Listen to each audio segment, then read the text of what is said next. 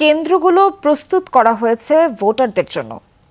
এ বিষয়ে বরিশালের খবরাখবর জানবো আমরা। বরিশালে কি পরিস্থিতি, আমাদের সহকর্মী কাউসার হোসেন যুক্ত আছেন আমাদের সঙ্গে এই মুহূর্তে। কাউসার, কেন্দ্রগুলো ভোটারদের জন্য কি পুরোপুরি প্রস্তুত হয়েছে কিনা এবং সেখানে সার্বিক নিরাপত্তা ব্যবস্থা কেমন দেখছেন?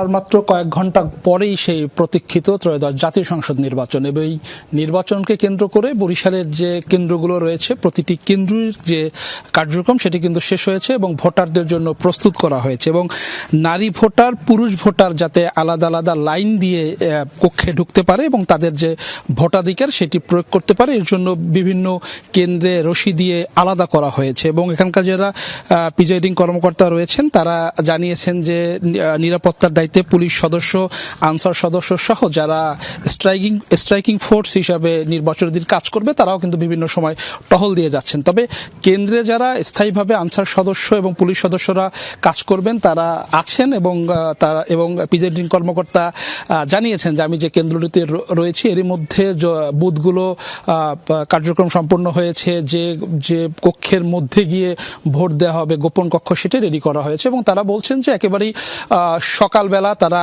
যে ভোটাররা আসলে ভোট দিতে পারবেন সে ধরনের সকল ধরনের প্রস্তুতি নেওয়া হয়েছে। এবং প্রিজাইডিং কর্মকর্তারা জানিয়েছেন যে একটি সুষ্ঠু নির্বাচন উপহার দেওয়ার জন্য যে ধরনের ব্যবস্থা নেওয়া দরকার সেটি নেওয়া হয়েছে। আমি রয়েছি বরিশাল 5 আসনের একটি ভোট কেন্দ্রে, এটি একে স্কুল কেন্দ্র। এখানে পাশাপাশি দুটি কেন্দ্র রয়েছে এবং এই আসনে মোট 176টি ভোট কেন্দ্র রয়েছে। এবং বরিশাল জেলার যে 6টি সংসদীয় আসন, 6টি সংসদীয় আসনের মধ্যে টোটাল 833টি কেন্দ্র রয়েছে। এবং এই কেন্দ্রগুলো যাতে নিশ্ছিদ্র নিরাপত্তা বলয় তৈরি করা হয় এবং ভোটাররা যাতে ভোট কেন্দ্রে এসে তাদের ভোটাধিকার সুষ্ঠুভাবে প্রয়োগ করতে পারে সে ধরনের ব্যবস্থা নেওয়া আছে। অর্থাৎ আগামীকাল ভোরবেলা যখন ভোটাররা আসবেন এই কেন্দ্রগুলোতে তারা নিশ্চিন্তে সুষ্ঠুভাবে তাদের ভোটাধিকার প্রয়োগ করতে পারবেন বলে যারা নির্বাচনের কর্মকর্তা রয়েছেন তারা জানিয়েছেন। সোহার, অনেক অনেক ধন্যবাদ কাউসার, আপনাকে ধন্যবাদ।